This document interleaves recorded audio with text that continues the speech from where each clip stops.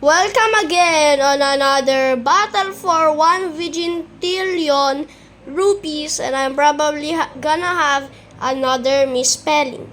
If you're hearing some hammering sounds in the background, there is some construction going on. Okay, let's start. For the first challenge, these marbles, not you actually, these marbles are gonna have to stay on the chair, and whoever's the first one out of the chair, then it will be out of the challenge. Okay. So firstly, I'm going to shake the chair. Since they're more towards here, then I'm gonna push the chair here. Okay.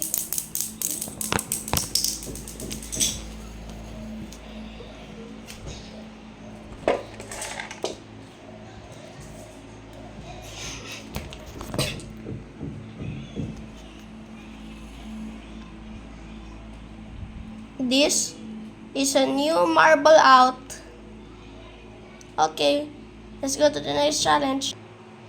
This next challenge, you might know this challenge from our other video, the first marble competition video. We got this, so I'm going to flip this, do some maneuvers on it, and whoever's like the first one out is out of the challenge. So I'm gonna go find a cameraman to film me doing this. And yeah, there was no cameraman, so this will be hard. I gotta do this with yeah, but I'm gonna do it here.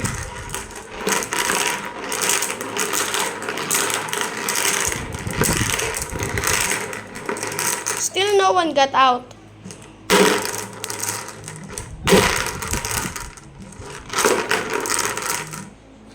Okay, no one still got out yet.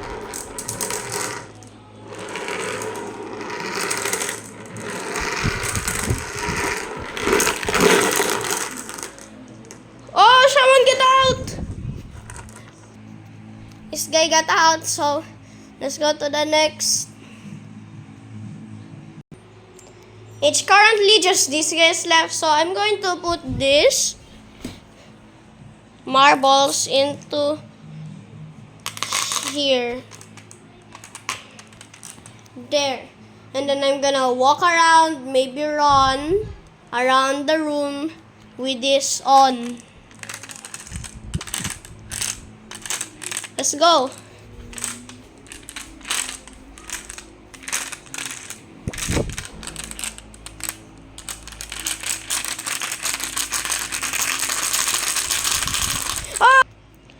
This marble got out, then it got out immediately. For this next challenge, Ellie will have to pick a random number between 1 to 8. Okay, pick a random number between 1 to 8. 4? Okay, let's check on the... So this is going to be necessary. We want to jump. Okay. 1, 2, 3, 4. Here's the new marble out. Stay tuned for part 2.